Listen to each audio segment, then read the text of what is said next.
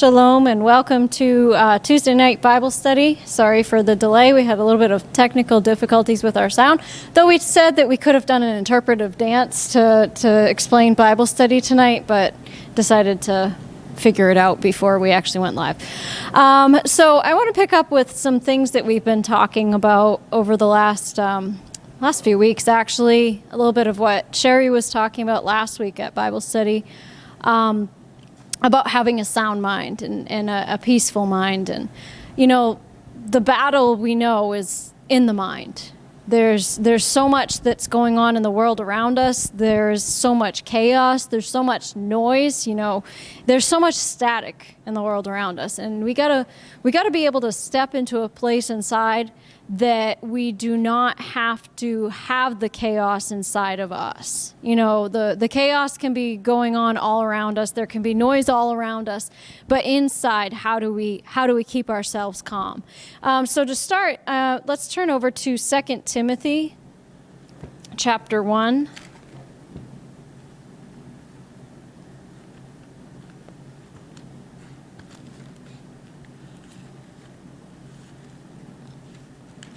Second Timothy chapter 1.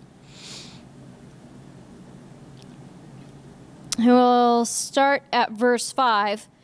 Paul's talking to Timothy here, and he says, I am calling up memories of your sincere and unqualified faith, the leaning of your entire personality on God in Christ, in absolute trust and confidence in his power, wisdom, and goodness. A faith that first lived permanently in the heart of your grandmother Lois and your mother Eunice, and now I am fully persuaded dwells in you also. That is why I would remind you to stir up, rekindle the embers of, fan the flame of, and keep burning the gracious gift of God, the inner fire that is in you by means of laying on of my hands with those of the elders at your ordination. Now, to give a little bit of context here, Timothy is pastoring a church in a very dark place of the world. You know, he was the past, and he was young at the time, you know, because you see throughout the books of Timothy that he talks repeatedly about don't let someone look down on you because you're young. Don't let someone despise your youth, but be an example. And in this, he's reminding him of his past. He's reminding him of his grandmother, his mother's faith, the things that were ingrained in him. Because he was there was a lot of persecution against his church. There was a lot of, you know, there was a wicked emperor that was ruling over that area and was persecuting the people. You know, we in the United States have no idea about persecution. People say, oh, I'm being persecuted at my job. What? They just don't like you. You know, that you don't know what persecution is until you see what they did to the early church. But in this case, you know, in 2 Timothy, in chapter 1, verse 4, it says, as I recall your tears. So Timothy had been crying. He had been in a little bit of a down place because of everything that was going on. And so Paul's coming at it not just like, oh, don't cry, everything's going to get better and all that. He's coming at him from what is your foundation. We talked about that on Sabbath, about having a strong foundation so that when the storms of life come, you'll be standing strong, that you won't be shaken by what's going on. But he's reminding him the foundation, and he says, I remind you to stir up, rekindle the embers of, fan the flame of, and keep burning the gift of God. So don't allow the storms that are out there to put out the fire that's inside of you. You got to keep that burning. Picture you're trying to light a fire in the midst of a windstorm or a rainstorm. You know, if you ever see some of these survival videos and they have like wet matches and wet wood, it's hard to light a fire in those conditions, but it's not impossible. There are ways that you can, but you gotta keep the wind from the outside from blowing out that flame. So he's telling him to keep that burning. Don't allow the enemy to steal the gift that's inside of you. Don't allow him to convince you to quit. Don't allow him to silence your voice. You know, keep going. And so he says that. And then he continues on into verse 7. For God did not give us a spirit of timidity, of cowardice, of craven and cringing and fawning fear. I'm reading out of the Amplified Classic here. But he has given us a spirit of power and of love and of calm and well-balanced mind and discipline and self-control. The King James Version says he has given us a sound mind. And so I want to talk tonight about having that sound mind. How do we have a sound mind in a troubled world? And I find it interesting that he in the Amplified, it kind of really gets into the meaning of the Greek behind these words. In these words, it's describing that it's not just a fear that's coming against the people. It's not just a matter of, oh well, yeah, I'm presented with this fear that the enemy's trying to bring my way. But the Greek word that's talking about this has to do with, like what it says in the Amplified. It says that it's free. It's a mind that's free from fear, but also free from timidity. It has a lot more to do with timidity. It's not like the word that's used here is not the usual word for fear, which is phobos. It has to do with phobia. You have a phobia of something.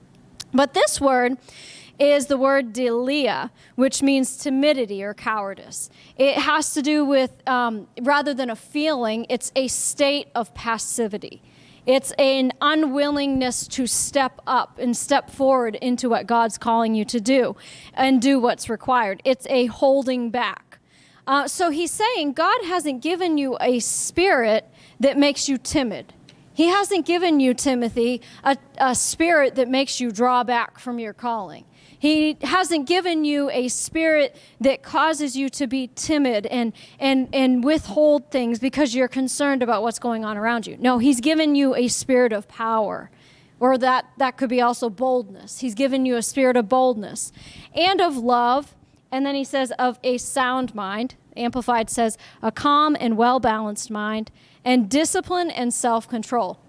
Now, we know that in the society around us that's so full of chaos, that's so full of all these voices that are screaming at us, we can tend to have our mind run away. Anybody ever have that happen? We've talked about that before, about your mind just running away.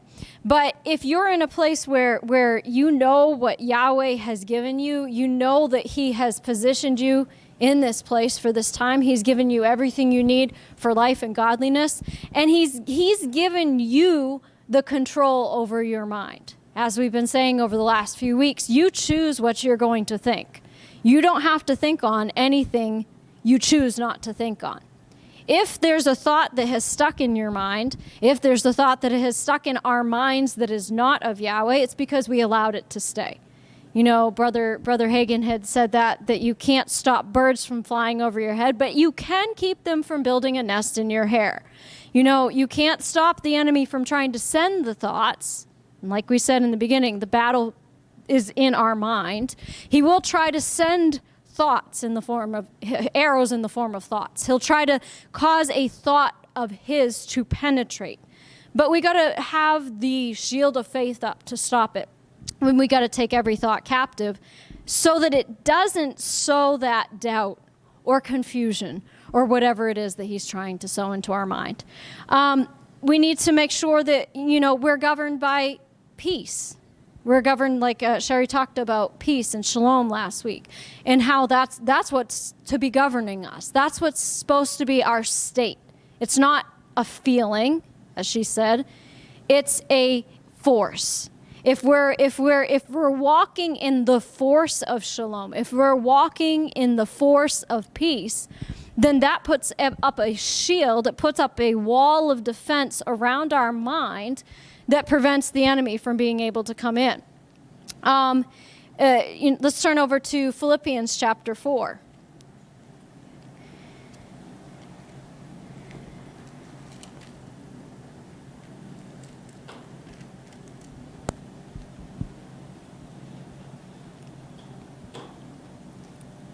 Philippians chapter 4, starting at verse 6.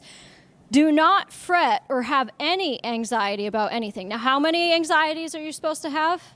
None. It says, do not fret or have any anxiety about anything. Are there exceptions to this? Are there some things where Yahweh would say, I know I said that, but in this case, it's okay for you to be anxious about it. In this case, it's okay for you to have a fear about it or to be worried about it. It's natural, it's normal. Don't see any exceptions in this. It's literally a command, and for people who say, well, the Old Testament, we're under commands in the Old Testament, but in the New Testament, it's all about grace. There's actually more commands in the New Testament than there was in the Old Testament, but that's beside the point. So this is a command where he's literally telling us, he's commanding us, do not fret or have any anxiety about anything. Now, what does it mean to fret? Have you ever seen somebody who frets over every little thing? Oh, well, I don't know what I should do about this. Should I do this? I don't know if this is going to work. Should I do this? Should I not do that? That's fretting. That's not a state of shalom. It's not a state of settledness. It's not a state of I know exactly what the Lord wants me to do in this situation. It's an unsettled, unstable. We read that recently in James where it talked about the man who is unstable in all his ways, the double-minded man. He's constantly vacillating, constantly wavering back and forth between 2 points of view. And so he's telling us we are not to fret or have any anxiety about anything. But he doesn't just leave it there and tell you not to fret, don't have any anxiety, and then go ahead and figure out how you're going to do that on your own. He comes up with the answer. But in every circumstance, what does it say? Every circumstance. In everything, by prayer and petition, which is definite requests, with thanksgiving, continue to make your wants known to God. Some people treat prayer as a last resort. It's like, oh, well, I guess we should pray. Has it come to that? No, prayer is supposed to be your first thing. What is prayer? Prayer is communion with Yahweh. It's simply talking with him. If in any kind of a relationship, if you're going to make a decision, it's best to communicate with your partner.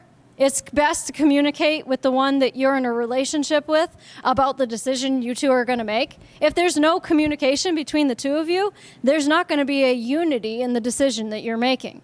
And in our case with our relationship with Yahweh, he's the all-knowing. He's the one who knows the answer before we even ask the question. He's the one he's not surprised by anything. There's not a single situation that has come up in any one of our lives that Yahweh said, oh, well, I didn't see that coming. He knew ahead of time. He knows the end from the beginning. He knows every step of your life. He knows every day you're going to live. He knows every plot the enemy has against you. And so if you just turn and ask him, a lot of times he can help you to avoid getting into certain situations. He has the answer for situations we might get into that may or may not be our own fault. But he has the answer.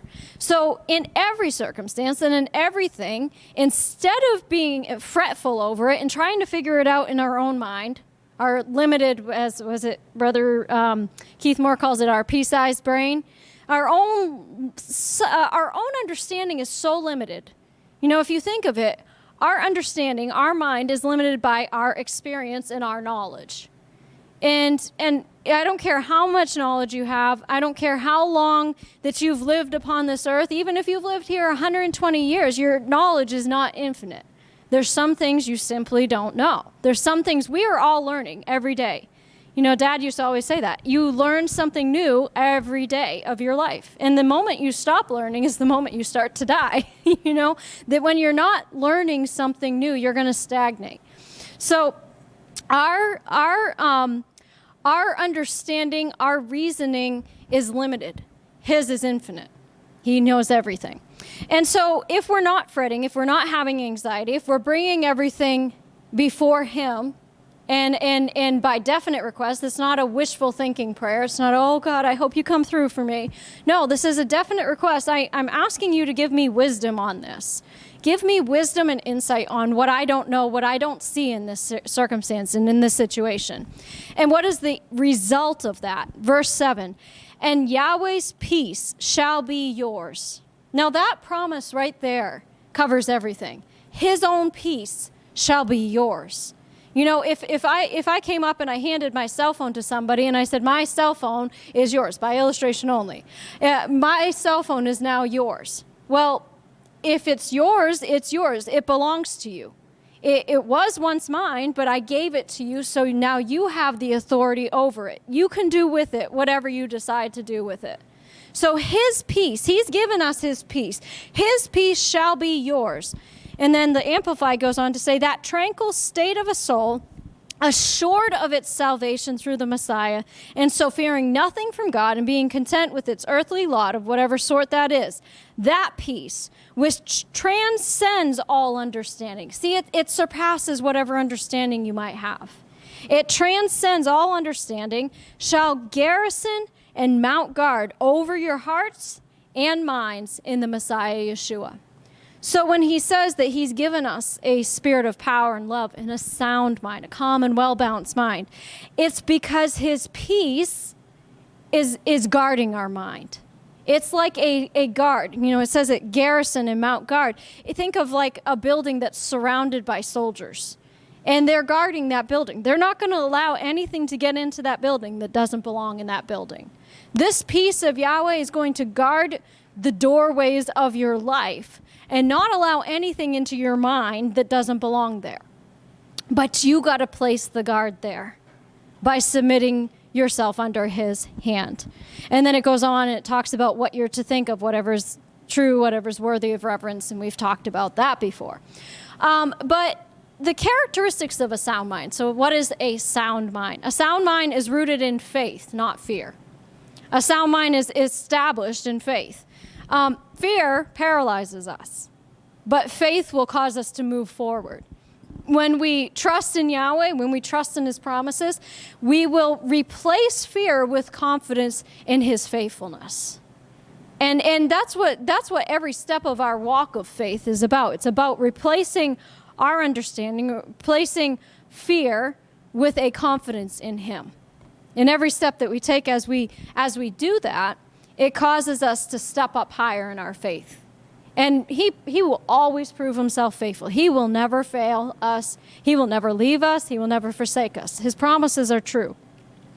A sound mind is governed by shalom, not by anxiety. You know, your most dominant thoughts will be what determines the course of your life. You know, your life right now, and Dad used to say this too, that you are right now where you want to be.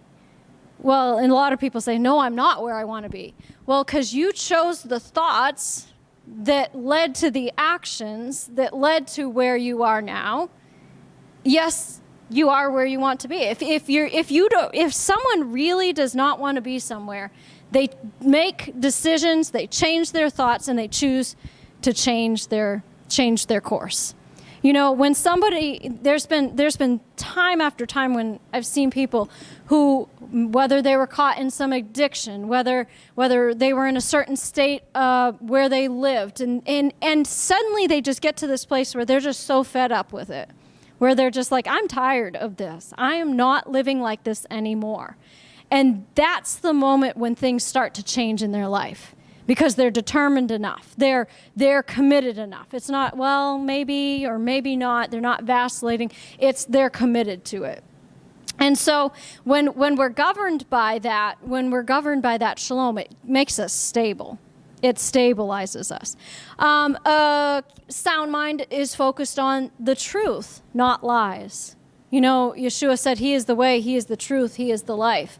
And the enemy tries to sow that doubt, tries to sow that confusion into our mind. But a sound mind will be meditating on the truth of Yahweh's word above everything else. It will not allow those thoughts to stick. It will replace the thoughts, as we've been talking about, the renewing of our mind. It will be constantly renewing our mind. A sound mind is disciplined. It's full of self-control. It refuses distractions, and it focuses on Yahweh's purpose. That's exactly what Paul was telling Timothy. Don't get distracted by what the enemy's trying to do. Instead, stir up the gift of God that's within you. And remember, God has not given you a spirit of fear. He hasn't given you a spirit of timidity. If you're feeling the feelings trying to come on you, you have the right to resist it because it's not your portion. Fear is not your portion. Anxiety is not your portion. Timidity is not your portion. He's not given that to you. And if he hasn't given it to you, then you have no place with it. The other verse I want to turn to that kind of goes parallel with this is 1 Peter chapter 3. So we can turn over there.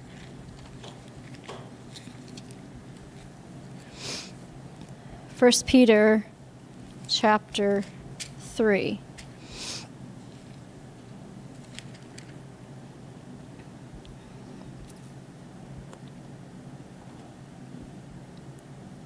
Now, this is an interesting verse because it's talking about not merely putting things on the outside, but how you're to change on the inside. What is your inside state supposed to be? So 1 Peter chapter 3, verse 4 says, "But let it be the inward adorning and beauty of the hidden person of the heart, with the incorruptible and unfading charm of a gentle and peaceful spirit, which is not anxious or wrought up, but is very precious in the sight of God." See, that describes the sound mind. It's a spirit that is not anxious, that's not wrought up. You're not in a constant, when I think of that being anxious and wrought up, I think of something that's in a tangle. Think of like have you ever had your necklaces get tangled together in your jewelry box? That's hard to untangle. It's all wrought up. They're tangled together. It's a mess. There's no other way to say it. It's a mess. And sometimes the enemy can get us into a place where with the noise and the stress and the anxiety and this thing that we have to do and that thing we have to do and this person talking to us and that demand on us. And all of a sudden we find that inside we feel like our nerves are all in a bunch. Like we're all just tangled up inside. Well, at that point is when we need to say, nope, this is not my portion. This is not something that God has not given me an anxious spirit. He has not given me something that is wrought up inside. But you got to put it on. It says the inward adorning. If you adorn yourself with your clothes, they don't just jump on you in the morning. Have you ever gotten up in the morning and the clothes hanging on the rack just jump on you? No, you have to make the effort and put them on. But just like you put on the outward clothes, you got to clothe yourself inwardly with that gentle and quiet spirit. And a lot of people look at that, quiet spirit as like, oh, that's just you're just so meek and so gentle and kind of like a mousy, like wallflower, doormat. No, it's anything but that. It's a powerful thing to have a quiet spirit in the midst of a world that's full of chaos. It's a powerful thing to have a sound mind in the midst of 1,000 voices screaming at you all around. Have you ever been in an environment where there's literally all kinds of noise going on? Where you have like TVs blasting, you got people yelling, you got music playing, you got children running around screaming. It's not a peaceful environment. Like you wouldn't choose to sit down in the midst of that and like, I'm going to just read a nice book. I think this is such a nice place to meditate. No, you want to get out of that. You want to get out of that environment. But sometimes we can't necessarily silence the noise all around us. So we got to find out, how do we create our own secret place inside and guard our quietness? How do we keep the stuff that's on the outside from getting on the inside? How do we keep the noise and chaos and all that from causing a chaotic spirit inside of us? It's all about what we focus on. And so God, instead of like the world around us being filled with noise and anxiety and stress and all this, God is calling us to something different. He's calling us to this quiet spirit and a sound mind. Then these are essential for living a life of shalom. These are essential for fulfilling our purpose in Him. A quiet spirit is not about personality. It's about our posture. I get the picture of like Esther when she went before the king. She adorned herself. She put on royalty. It was something that came from the inside out. It wasn't just I put on my royal robes and walk in. No, it was something that she carried from the inside out that just came flowing out of her. You see people that carry authority. They radiate it. I think of this example, President Trump, when they took the photo for his presidency this time. It just radiates authority. It radiates that, for lack of a better word, the king is on the throne. It's a confidence. There's a projected confidence it's not put on. That you can tell when somebody's just putting on a show or just like putting on, oh yeah, I'm big and tough. And it's like, yeah, inside you're this little, it's like the man behind the curtain. He's this little mousy thing that's not, no. It's not like that. It's something that naturally flows from the inside out. How do we cultivate that quiet spirit?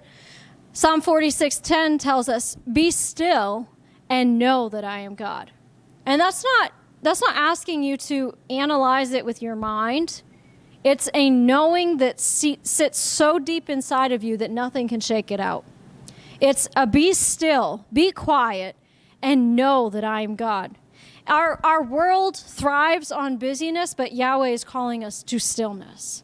He's calling us to make time for his presence. Shut out those distractions and listen to his voice. I think of Elijah when he was on the mountain, and he's asking, for a sign, basically, of the Lord. And the Lord comes, and there's an earthquake, and then there's like the sound of rushing wind and all that, but the Lord was not in those things. And then after that, there was the sound of a still, small voice. And it's almost like Yahweh is saying, again, shut out all the noise. Don't look for me to be this big, booming voice and thunder and lightning like it was on Mount Sinai. Look for the still, small voice. Ironically, because Elijah's on the same mountain where all that happened. It's almost like Elijah was trying to go back to the past and resurrect an experience that was for that time. There was a time when he did show up on Mount Sinai, and the top of the mountain was covered in smoke. And they heard the voice, the sound of the shofar grow louder and louder, and the Lord spoke, and they were terrified, and all that happened, yeah. But that was an experience for that time. And sometimes we can live so much in the past experiences that we keep going back to try to reclaim something that was there, but that was for that season. And in this season, maybe he's not speaking as he was in that season. You got to learn his voice. Anybody who's watched the Chronicles of Narnia, there's a scene in the end where Aslan, the lion, is going back to heaven, basically. It's like a picture of Yeshua. And Lucy, the little girl, is saying, but are you ever going to come back? And how will we know? And he says, I'm always going to be with you. And she's like, well, how will we know? How will I know you're with me? And he says, in your world, you're going to know me by a different name, but you'll always be able to recognize my voice. And that's what it is. That's what walking in this world is about. It's about learning to recognize Yahweh's voice in the midst of all the noise. You can only do that if you have a still, small voice in your spirit. You got to keep a calm spirit. If you're all wrought up inside, you're never going to hear that small voice. You're never going to hear it. A quiet spirit does not mean that we never speak. If we have a quiet spirit, it doesn't mean we're just never going to say anything. We're never going to speak up. No, it's anything but that. But when we speak, we're speaking out of a place of shalom. We're speaking not out of a reactive place. We're not speaking out of a place of reacting to the chaos around us, but we're speaking out of a place of wisdom, and we're speaking out of a place of purpose. So the sound mind, the quiet spirit, is rooted, it's stable. And it's fixed in truth rather than fear and confusion. Where there's confusion, we know that the enemy is at work. He is the author of confusion, just as much as the enemy is the author of lies. Satan is the father of lies. He's also the author of confusion. So when there's lies, when there's confusion, when there's fear, you know the presence of the enemy in that.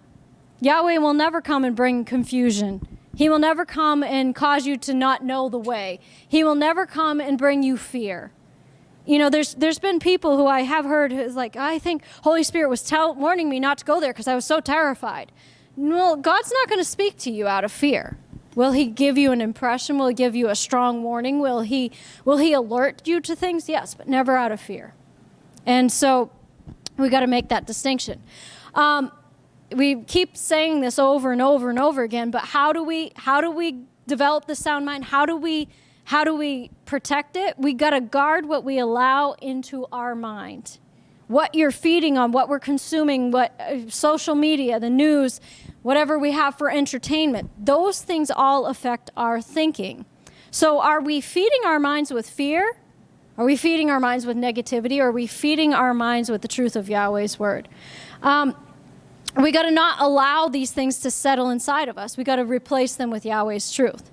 A sound mind is not just about knowing things. It's about applying Yahweh's wisdom in our life. It's about asking him for discernment in the decisions that we're making. And it's about walking it out. You know, it's not just the truth that we know intellectually that will set us free. It's the truth that we are living out, the truth that becomes a rhema word to us, the things that come alive to us. That's the truth that will set you free when it really becomes that. You know, it's amazing. It's amazing the state of the world around us, and unfortunately, even in the church. You know, I just looked up some statistics. Depression and anxiety contribute to the loss of approximately 12 billion working days each year worldwide. Just depression and anxiety, resulting in an estimated economic cost of $1 trillion. So now we're jumping from a place of talking about people's anxiety and depression and whatever the state of mind is that's not a sound mind. Well, it has a financial impact. See, we don't think of that, but there's people every year who are taking days off of work every year because they're in a mental health crisis, because they're in depression, because they're in anxiety. They can't function. We're not meant to have that. That's not a place we're meant to be in. Suicide is the second leading cause of death among individuals aged 10 to 34 in the U.S. 10 years old. You think, what does a 10-year-old have?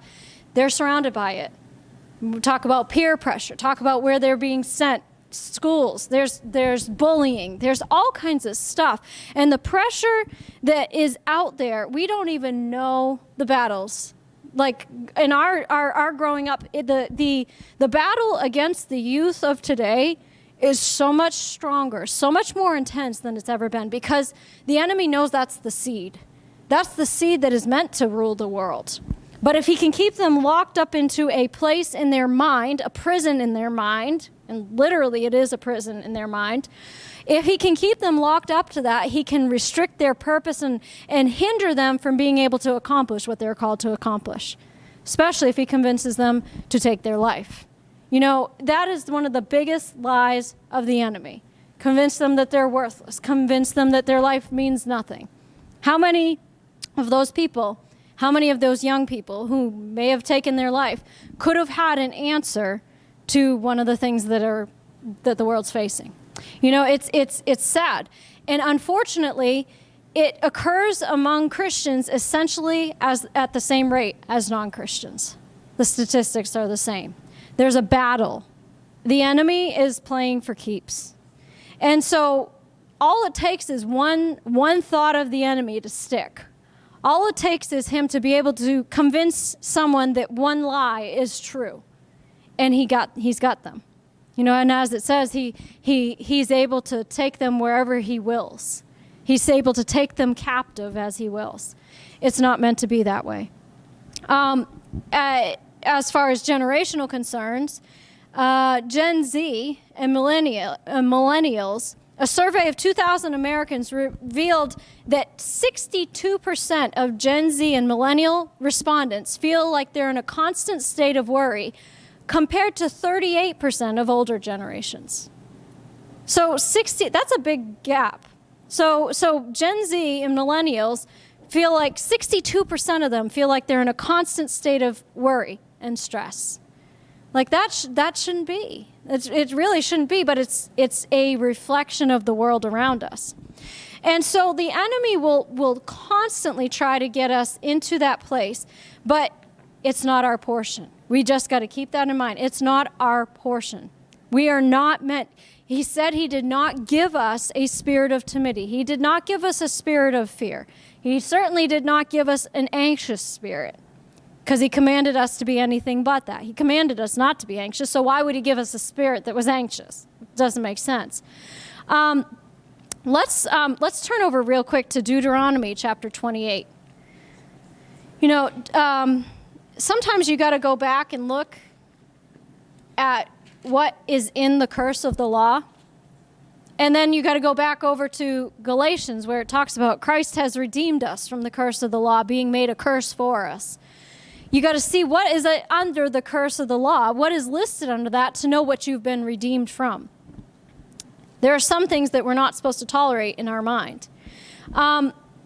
So in Deuteronomy chapter 28, let me go back. And so in starting in the beginning part of the chapter, it talks about the blessings. You know, if you'll diligently listen to the voice of the Lord your God. Now, that's interesting, because it says you're listening diligently to the voice of the Lord your God. You're not listening to the voice of the enemy. There's only two voices in this world. You know, we say there's a lot of voices, but they're always either speaking for Yahweh or for the enemy. Every voice that comes across your path is always from one side or the other. There's no middle ground. So if you will listen diligently to the voice of the Lord your God, being watchful to do all his commandments, which I command you this day, then all these blessings shall come upon you, overtake you, and if you heed the voice of the Lord your God. If you go down to verse 15, but if you will not obey the voice of the Lord your God, being watchful to do all his commandments and his statutes, which I command you this day, then all these curses shall come upon you and overtake you.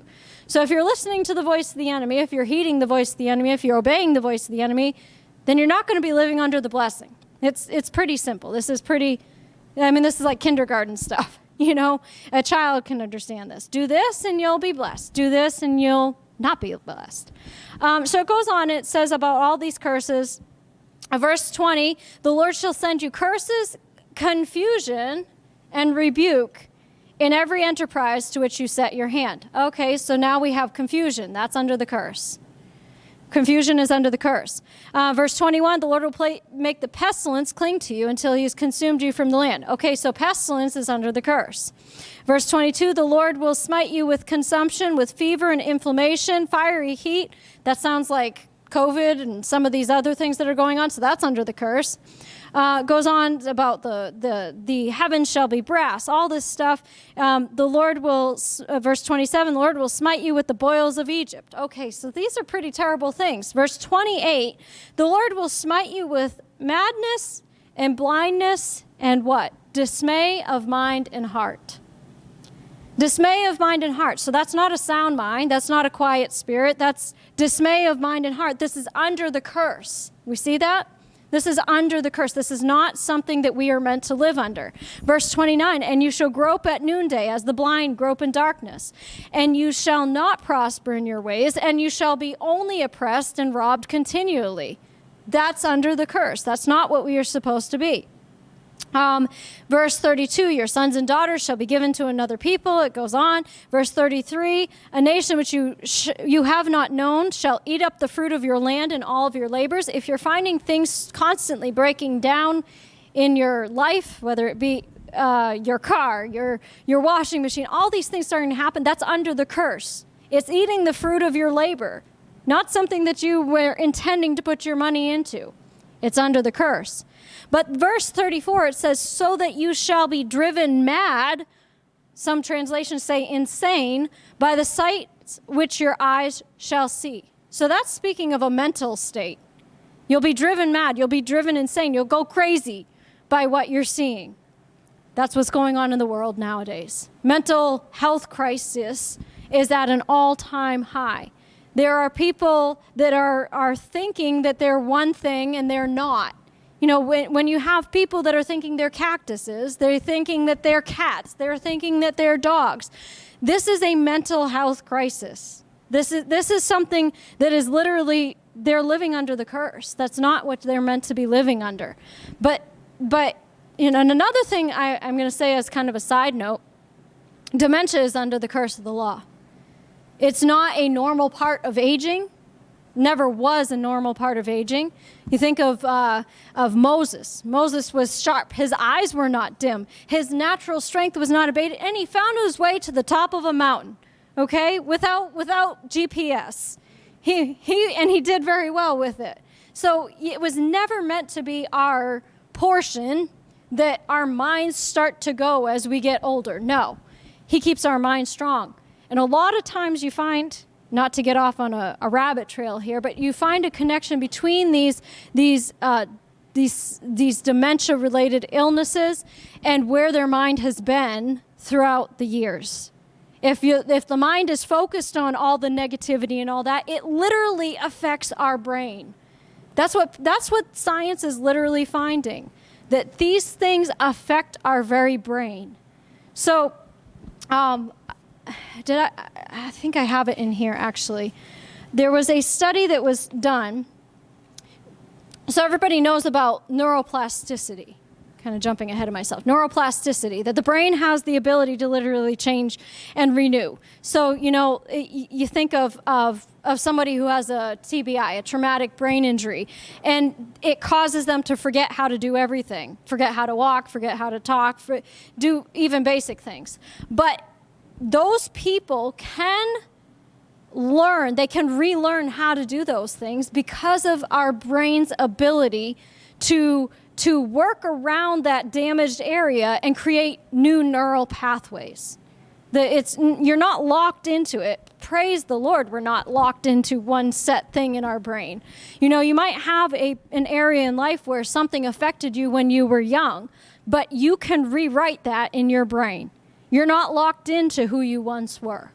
That is really a miraculous thing. So in this neuroplasticity, there is research that is being done that can even reverse Alzheimer's and stuff like this, that things can be reversed. But there's another branch of this that's called neurotheology. I didn't know this until I was doing research on this message. And so neurotheology studies the relationship between the brain and a belief in Yahweh. And it shows research, this is actual research. Research shows that 12 minutes of daily focused prayer over an 8-week period, so 12 minutes a day over an 8-week period, can change the brain to such an extent that it can be measured on a brain scan. Now, this is not hypothetical. This is not, prayer is good for you. It will literally change your brain.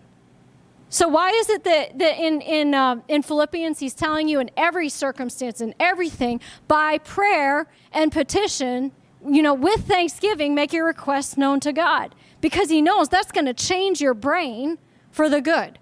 It's going to rewrite what the enemy was trying to do, and it's going to get you on the path where that peace will guard your mind.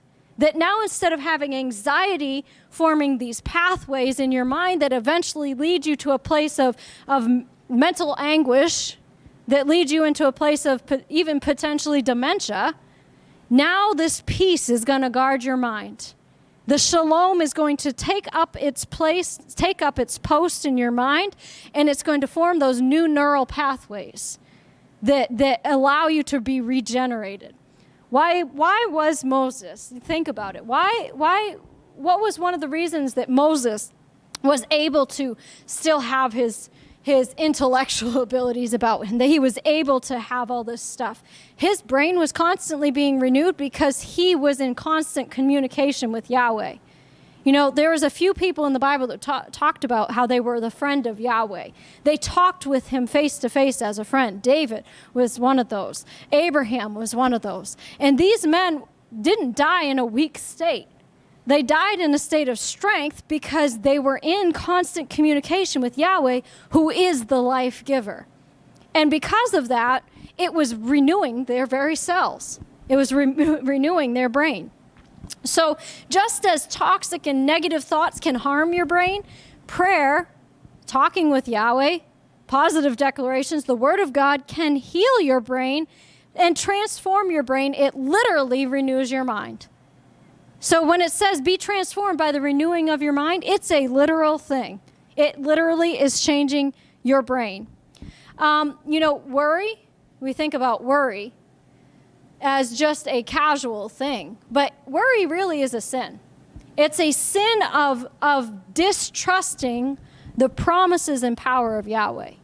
It's a sin of saying, I'm going to take the reins of life and think that I can control what's going on by worrying about it. It's never going to happen. You know, Yeshua tried saying that. Which of you by worrying can add 1 hair to your head? Can you add 1 inch to your stature? You can't do anything by worrying about it. So you might as well turn it over to Yahweh. Romans 8:5-6 in the NLT says, those who are dominated by sinful nature, think about sinful things. Now we think of sinful as being like, oh, this perverted thing. Well, just say worry there. Those who are dominated by the sinful nature, think about worry. We don't tend to put worry in that same category, but it is according to him. But those who are controlled by the Holy Spirit, think about things that please the Spirit. So letting your sinful nature control your mind leads to death. But letting the Spirit control your mind leads to life and shalom. Now, there's a little thing in our brain that is called the amygdala. Anybody ever heard of that? It's a little almond-shaped part of our brain. And your amygdala is the part of your brain that is wired to help you survive. That is its only purpose, is to help you survive. It's where your fight or flight response comes from. So anytime you sense danger, your amygdala kicks in and it sends a dose of adrenaline to your body. We've all experienced that. That's a blessing. There's a reason why Yahweh gave that to us who live in this curse-filled world. There's some people, I wonder how well their amygdalas are actually working because they have no sense of, danger. You know, the people who just pull out in front of you without even looking and almost cause an accident. I've seen videos of people, in the middle of the highway realizing they missed their exit, so they stop in the middle of the highway and turn around and go back up through traffic. And their amygdala is not working. Something is not right in their brain. So there's a benefit to this. You know, the amygdala has a purpose, and it's to keep you alive. But the problem with it is it's not objective. It's not a thinking, reasoning part of your brain. It's hardwired to protect you, but when it goes off, it can easily cause a trigger in your mind that may or may not be rational. So, we all have triggers associated with certain things. So experiences in our life. Think of police. What happens if your police car comes up behind you and his lights go on? Your amygdala triggers this danger thing, even if you're not really in danger, but then it can cause a runaway thought. And the runaway thought can be, oh my goodness, the police is stopping me. I was going over the speed limit. What if he finds out that because I was going over the speed limit, he pulls me out of the car and he arrests me, and then I go to jail, and then what if nobody will bail me out of jail, and then I'm stuck in jail for the rest of my life? Your brain can run away with you. It literally can run away with you. Going to the dentist. Some people just hear that little buzzing thing, and it's like, their amygdala is firing really hard. And so these things, public speaking, the thought of speaking in front of people, that's your amygdala. It is terrifying. But these triggers are often the source of our feelings of fear and anxiety. And a lot of times it comes from trauma in our life, something we experienced, whether it was blown out of proportion, whether it was real. But that amygdala, think of it. You hear a noise in the middle of the night. Your amygdala will scream, "You're gonna die!" And then your logical part of your brain will start saying, no, wait a minute, that was just the cat jumping off the counter. There's nothing dangerous going on. So your amygdala is all about react, and sometimes dramatically react, but then your thinking part comes in. The challenge is when your amygdala takes over 100%, there's some people who live with their amygdala in control. And everything. So if you think of that little thing as being a threat assessment. And so everything is a threat according to that. And everything is a potential threat to your life. And everyone's amygdala talks to them differently based on their life experiences. You know, I heard this one person who was talking about how they had a situation where their father got into a fight with somebody who was in a blue van. And said, okay, this guy in the blue van is upset with us, so if you ever have this blue van start following you down the road, you need to run into the house. So now they're an adult, no longer, that person's not even around anymore, but every time they see a blue van, their amygdala instantly is like, okay, danger. No, there's no danger. But then their amygdala also triggers if there's any van that comes up. Well, it could have been blue at one point, but now it's been painted red. You know, the logic is not there. And even what it's triggering in you is a fear that maybe was relevant 20 years ago. You get it? It was maybe relevant 20 years ago, but it's no longer relevant. You've got to rewire that trigger in your brain. But that's where we got to step in and take thoughts captive. Some people may have been in a place where, you know, your amygdala learned to shut down emotion as dangerous. Emotions are dangerous. So you learn to wall up. But the challenge is when your amygdala shuts down the emotions and you wall up, then all of a sudden you start stuffing it all inside, and now it's coming out in other ways as illnesses in this person's life. And they wonder why they have illness after illness after illness. Blame your amygdala. Blame the things that were rooted inside of you that were triggers from the past that are still controlling your life today. You know, we've got to get a hold of these things because if it's left unchecked, it will literally take authority over our life. The amygdala is all panic, you know, and then your thinking comes in, and you can start to say, wait a minute, this is not even a reality. This is not something that is even going to likely happen. You know, examples of runaway thoughts. You know, I just looked this up because and it's actually kind of funny. So think of a pattern of a runaway thought. Usually it starts with something that's little and reasonable, but it may turn into something that's completely irrational. Like, okay, I have a headache. You know, it's probably because I didn't drink enough water. That's logical, that's reasonable. But what if it's something worse? What if I have a brain tumor? What if I'm going to have an aneurysm? Or what if I pass out and nobody finds me for hours? You know, now you're spiraling. What if I end up in the hospital and they have to do emergency brain surgery on me? What if I don't wake up from anesthesia? What if then I'm dead? And who will come to my funeral? And now all this stuff just spun out of you having a headache. That's how your runaway thoughts. Yeah, and then you say, well, maybe I should Google my symptoms. Wait, Google says I have 24 hours to live, you know, so this is even worse. This is it.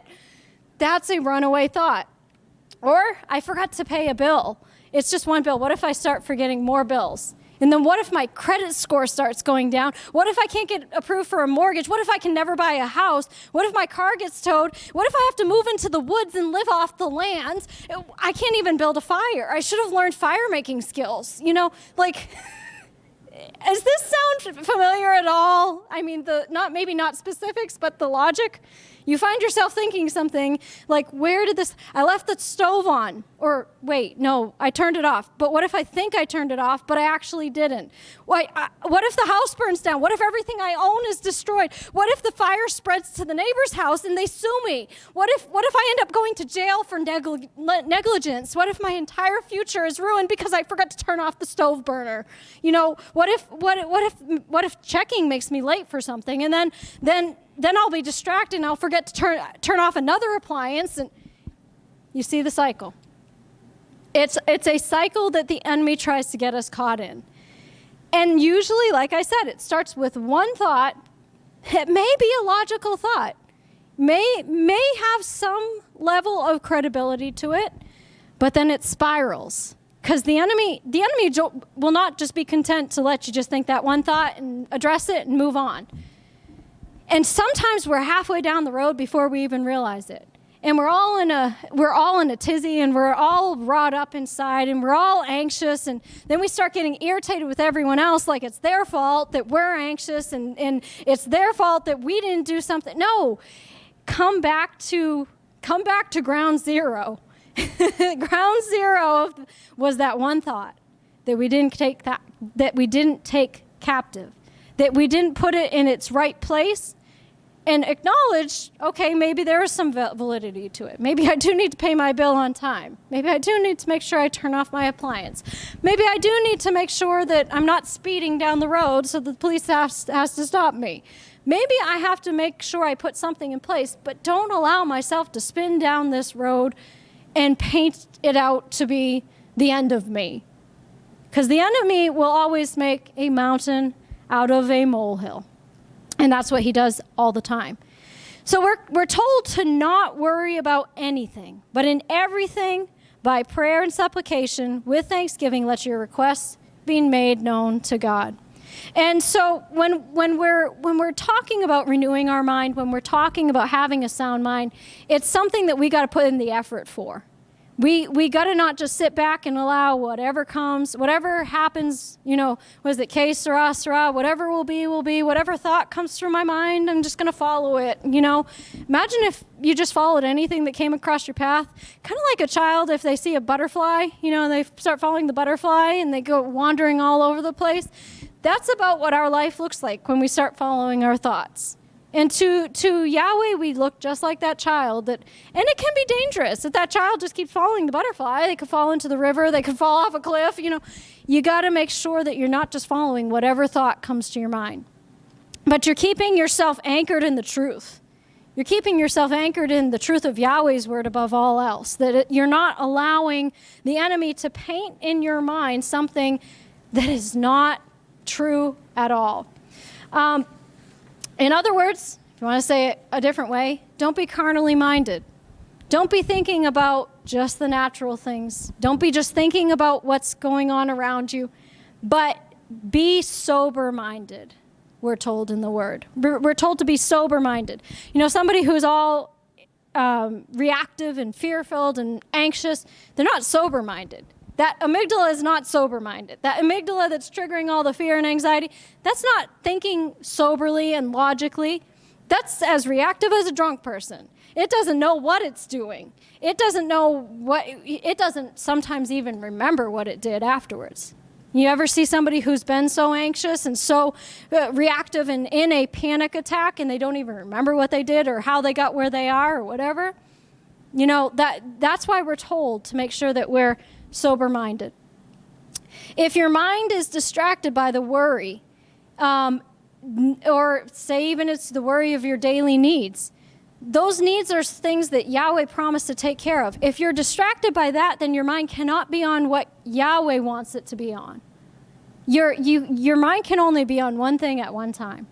And as we said in the beginning, your life will always move in the direction of your strongest thoughts. So I saw this thing. We talk about, giving things over to Yahweh. Sometimes you have to literally give yourself a picture. And if it's helpful, I encourage you to take a box. It could be a shoe box, it could be a pretty box, it could be whatever. And just label on it God or Yahweh. Just put that on the box. And anytime a thought comes into your mind about something that, whether it be your finances, whether it be your health, whether something that's a thought of worry, write it down on a piece of paper and put it in the God box. Close the lid on it and say, I'm not touching that with my thoughts. That's in Yahweh's court. I've given it before him in prayer. I've made my definite requests known before him. I've declared the word over it. I'm putting it in there, and I'm not touching it. It says to cast all your cares on him. And we talk about that as if it's a theoretical thing, that we cast our cares back on it. But too often, it's like we give it to him, and then we take it back. Okay, I'm giving my care to you, Yahweh, but then next day I'm thinking about it again. So I have it back in my hand. So it's this, either you give it to him or you take a hold of it yourself. Now, I think I know which one can carry the care a lot better. We try carrying all these cares, and it causes us to be in this state of confusion and turmoil and stuff. We got to cast the cares over onto him. It says the government shall be upon his shoulders, and he'll be the Prince of Peace, Prince of Shalom. When all that weight is put over on him, then it's not on you anymore. You don't have to try to figure it out. And that in and of itself can relieve a lot off of you. If you know that you're not the one who has to try to figure it out, if you know that you have it before him and you trust that he's going to give you the answer to that challenge, he's going to give you the answer to solve that problem, then the weight is not even on you. You're trusting him to do it. That's what it is to have a sound mind. That's what it is to have a quiet spirit. You're not in turmoil. You're not all wrought up about it. You're trusting him because he knows the way. And as you're following him, as you're listening to his voice, as you're keeping your focus on the word, then you're going to come out in victory every time. Because every situation that he's led you through, think of it. Every situation that he's given you the answer for, has it ended in your defeat? No, it's ended in your victory. He's right all along. Sometimes it takes us a little bit longer to get that through our minds. But we got to keep our eyes fixed on him. We got to keep our minds fixed on him. We got to rewrite those negative thoughts. Sometimes we got to take a hold of our amygdala and tell it exactly how it's to feel. And we got to keep our eyes fixed on him, because in this troubled world, he's called us to have that sound mind, not just for ourselves, but to help others around us. If we're all in a tizzy, if we're all disturbed, if we're all upset, we're not going to be able to help anyone around us. In an emergency situation, the people who are able to do the most are the ones who can take control of their own feelings, who can take control of their own emotions, who can rise up and do what needs to be done and not pay attention. You don't say that the emotions don't try to come, that they're not there, they're non-existent. You don't wall and shut them down. That's not good either. But you acknowledge it and you say, no, but the word says, I know who I am in him. I am more than a conqueror through him who loved me. And greater is he who lives in me than he who is in the world. And that will allow us to come out on top in every situation. Amen? Well, thank you for those of you who joined us tonight. Trust you got something out of this message. We will see you on Saturday at 11 a.m. Until then, you have a blessed week.